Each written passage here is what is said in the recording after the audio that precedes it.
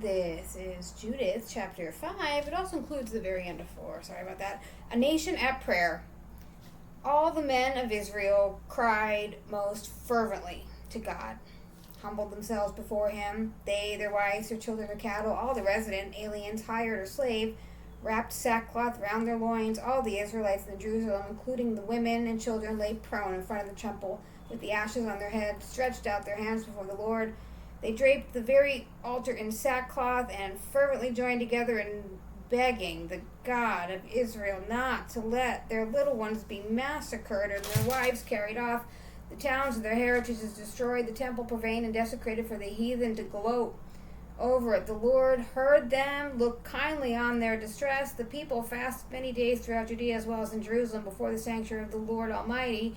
Joachim the high priest and all who stood before the Lord's priest ministers wore sackcloth around their loins as they offered the perpetual holocaust and their votive and voluntary offerings of the people.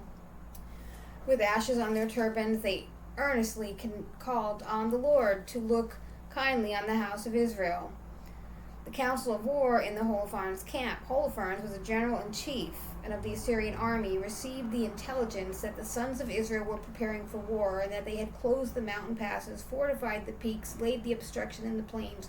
Holofernes was furious. He summoned all the princes of Moab, all the generals of Ammon, all the satraps of the coastal region, men of Canaan. He said, "Tell me, what people is this that occupies the highland? What town does it inhabit? And how large is its army? What are the sources of its power and strength? Who is the king? Who rules and commands its army?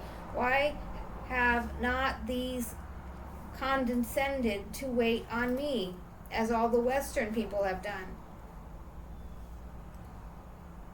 Achor, the leader of the Ammonites, replied, "May my lord please listen to whatever your servant is going to say. I will give you the facts about these mountain folk whose home lies close to you. You will hear no lie from the mouth of your servant. These people are descended from the Chaldeans.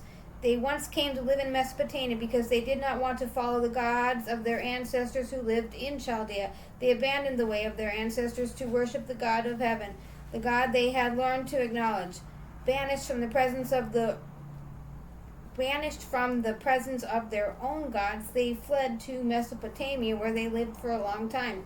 When God told them to leave their home and set out for Canaan, they settled and accumulated gold and silver and the herds of cattle. Next famine came. Famine, having overwhelmed the land of Canaan, went down to Egypt, where they stayed as long as food could be found there. They became a great multitude, a race beyond counting, but the king of Egypt turned against them, exploited them by forcing them to make bricks. He degraded them, reducing them to slavery. They cried to the God who struck the entire land of Egypt with incurable plagues, and the Egyptians expelled them. God dried up the Red Sea before them and led them forward by the way of Sinai and Kadesh and Barnea. Having driven off all the inhabitants of the desert, they settled in the land of the Ammonites, as such was their strength, exterminated the inhabitants of Heshbon. Then, having crossed the Jordan, they took possession of the highlands, driving out the Canaanites before them, and the Perizzites, Jebusites, Shechemites, and all the Girgashites, and lived there for many years. All the while they did not sin before their God. Prosperity was theirs. They have a God who hates wickedness. But when they turned from the path he marked out for them, some were exterminated in a succession of battles, others taken captive to a foreign land. The temple of their God was razed to the ground, and their towns were seized by their enemies. Then, having turned once again to their God, they came back from the palaces to which they had been dispersed and scattered, regained possession of Jerusalem, where they had their temple, and reoccupied the highlands which had been left deserted.